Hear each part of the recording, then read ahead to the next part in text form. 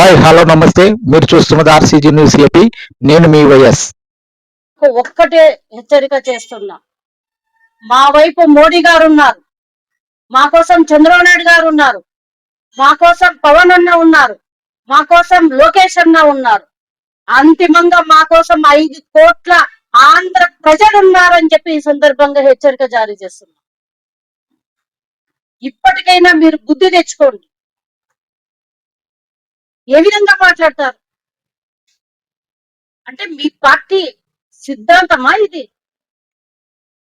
బెదిరింపులు, నరకడాలు, చంపడాలు, కిడ్నాప్ చేయడాలు మీ పార్టీ సిద్ధాంతమా? అంతే కదా. సాక్షాత్ సొంత బాబాయినే చంపుకున్న వాళ్ళు మీరు, చంపుకున్న పార్టీ మీ పార్టీ. ఈరోజు కన్న తల్లి చెల్లి రోడ్డులో పట్టుకొని వెళ్ళినా కూడా స్పందించని పార్టీ మీ పార్టీ. ఈరోజు కార్యకర్తలు తమ ఆస్తుల కోసం ప్రాణాలు వదిలిపెట్టిన పార్టీ మీ పార్టీ. ఒక కార్యకర్త, ఒక అభిమాని జగన్మోహన్ రెడ్డి గారు ప్రతిపక్షంలో ఉన్నప్పుడు విమానాశ్రయంలో ఒక 11 పేజీల లెటర్ రాసి తన జోబులో పెట్టుకొని ఆయన పైన కోడి కత్తితో ఘాటు వేస్తే దాన్ని ఒక అదునుగా తీసుకొని మీరు ఆ ఎలక్షన్ లో లబ్ధి పొందలేదా అని చెప్పి నేను ఈ సందర్భంగా వైసీపీ వాళ్ళని ప్రశ్న చేస్తున్నా. ఒక అభిమాని చేసినటువంటి దాన్ని సానుభూతి పొంది ఆ ఎలక్షన్ లో మీరు లబ్ధి పొంది అధికారంలోకి వచ్చిన తర్వాత కరోనా టైంలోన ఒక డాక్టర్ గారు సుధాకర్ గారు మాస్కులు ఇవ్వండి అని చెప్పిన అడిగిన పాపానికి ఆయన్ని మానసికంగా హింసించి క్రూరంగా అతన్ని చంపేసిన పార్టీ ఏదైనా ఉంది అంటే వైసీపీ పార్టీని. అదేవిధంగా ఎన్నో మర్డర్లు జరిగాయి. కారు కింద మొన్ననే మేము అధికారంలోకి వస్తే ఆయన ప్రతిపక్షం ఉన్నప్పుడు ఏదో ఒక మీటింగ్కి వెళ్ళినప్పుడు ఒక వ్యక్తి కారు కింద పడిపోతాడని చెప్పినా కూడా కారు కింద నలుపుకుంటూ ఆయన ఎక్స్ స్పీకర్ చెప్పినట్టు జగన్నాథ రథ చక్రాల కింద నలిగిపోతున్నారు అన్నట్టు కార్యకర్తల్ని చంపేసిన ఘనత మీ పార్టీదే అని చెప్పి ఈ సందర్భంగా నేను తెలియజేసుకుంటాను. ఏంటి అసలు మీ పార్టీ ఉద్దేశం ఏంటి? మీ పార్టీ సిద్ధాంతాలు ఏంటి? ఇప్పటికీ కూడా మీరు కార్యకర్తలకి ఏం సమాధానాలు చెప్తున్నారు, ఏం సందేశం ఇస్తున్నారని జగన్మోహన్ రెడ్డి గారిని అడుగుతున్నా.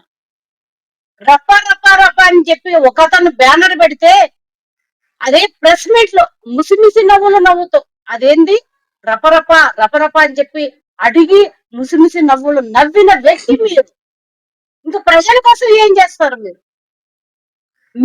మీ కార్యకర్తలను రెచ్చగొట్టేది మీరే, నాయకులే.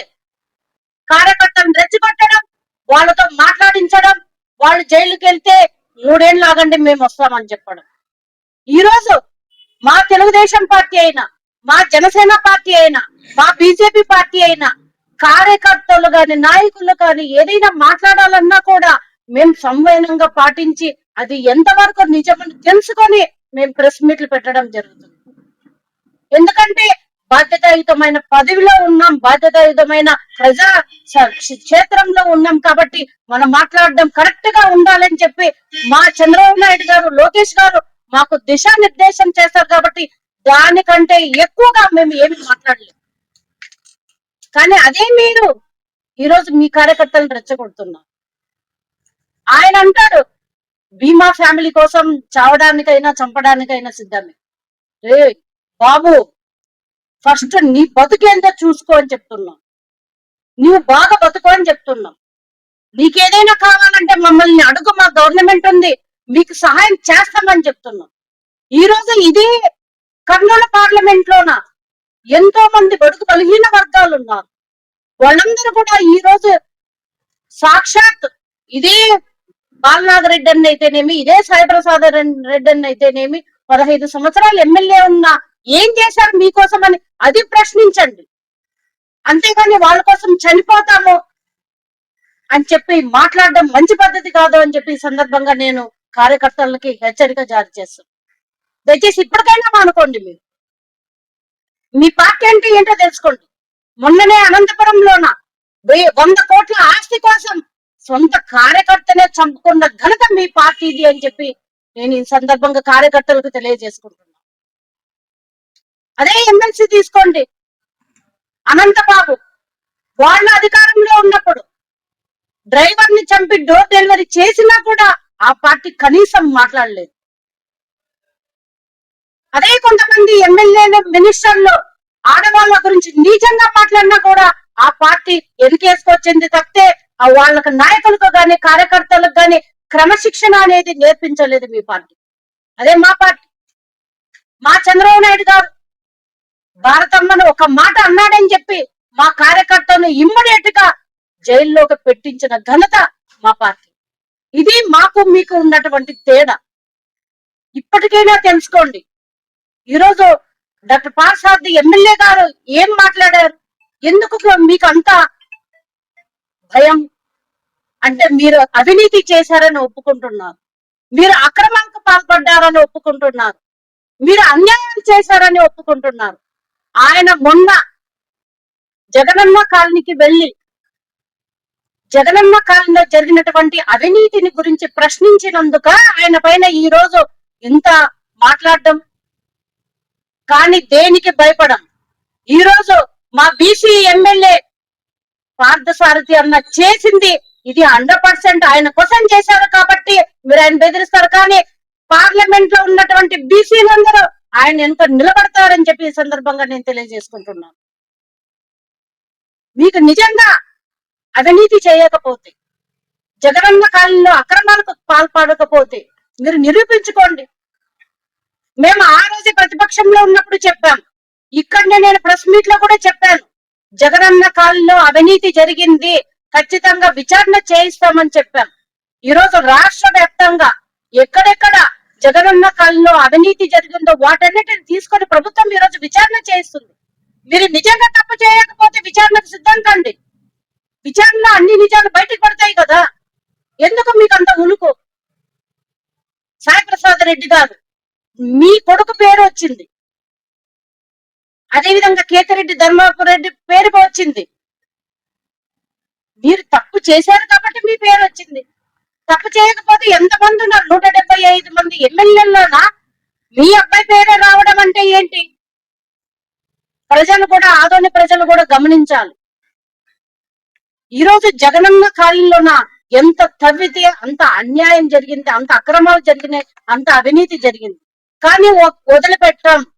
ఖచ్చితంగా ప్రతి అంగుళము మేము చేస్తాం, ప్రజలకు పెడతాం. మేము ఈరోజు మా కూటమి ప్రభుత్వం ఖచ్చితంగా న్యాయమే చేస్తాం. ఈరోజు ఎన్నో భూగోతాలు వచ్చాయి, సర్వే నెంబర్లతో. ఈరోజు అన్నట్టు ఆదోనిలోన ఏదైనా భూమి కొనాలన్నా కూడా చాలా మంది భయభ్రాంతులకు గురవుతున్నారు. దీనికి కారణం ఎవరు? సాయి ప్రసాద్ రెడ్డి గారు కాదా? ఆయన అనుచరులు కాదా? ఈరోజు ఎక్కడ ఏ అవినీతి జరిగిందన్నా, ఏ భూమి ఆక్రమణకు గురైందన్నా, ఏ భూమి కబ్జా జరిగిందన్నా దానికి 2-3 పేర్లు మాత్రమే వినిపిస్తాయి. వాళ్ళు ఎవరు అనేది ఆదోని ప్రజలందరికీ తెలుసు. ఒక సామాజిక వర్గానికి చెందిన వాళ్ళు. ఈరోజు ఎవరు కానీ, మొన్ననే నా దగ్గరికి 352 సర్వే నెంబర్ బాధితులు వచ్చారు. ఒక 352 సర్వే నెంబర్ బాధితులు నిజంగా అదొకటి సాల్వ్ చేస్తే చాలు, ఆదోనిలో భూ ఆక్రమణలన్నీ సాల్వ్ చేసినట్టు అని చెప్పి ఒక పెద్ద ఆయన అనడం జరిగింది. అంటే ఏంటి? మీరు అధికారంలో ఉంటే ఏదైనా చేస్తే జరుగుతుందని చెప్పి, చెల్లుబాటు అవుతుందని చెప్పి అనుకుంటున్నారా? సాయి ప్రసాద్ రెడ్డి గారు, మేము ఒకటే చెప్తున్నాం, 15 సంవత్సరాలు మీరు చేసిన అవినీతిని, మీరు చేసిన అన్యాయాలను, మీరు చేసిన భూ కబ్జాలను, మీరు అంటే డైరెక్ట్ మీరు కాకపోవచ్చు కానీ మీ అనుచరులు, మీ కొడుకు హస్తం ఉందని చాలా చోట్ల వార్తలు వస్తున్నాయి, మా దగ్గరికి వస్తున్నారు. ఇప్పటికీ కూడా మీరు మీ కార్యకర్తలతోటి భయభ్రాంతులకు గురి చేస్తున్నారంటే ఇంకేమనుకోవాలి? కానీ ఇక్కడ ఎవ్వరు భయపడే వాళ్ళు ఎవరం లేము. ఇక్కడ మా కూటమి ఖచ్చితంగా దీన్ని ఎదుర్కొంటాం. మా ఎమ్మెల్యే గారు వెళ్లి సందర్శించారు. ఇంకా ఒకటే కాదు, ఇంకా ఆదోనిలో జరిగేటటువంటి అన్ని భూ ఆక్రమణలన్నీ బయటికి తీస్తాం, తోడుతాం, ఖచ్చితంగా చేస్తామని చెప్పి ఈ సందర్భంగా నేను తెలియజేసుకుంటున్నాను. కాబట్టి వైసీపీ పార్టీకి నేను ఒకటే తెలియజేసుకుంటున్నాను, దయచేసి ఇప్పటికైనా ప్రజలను భయపెట్టే కార్యక్రమాన్ని మీరు వదులుకోండి.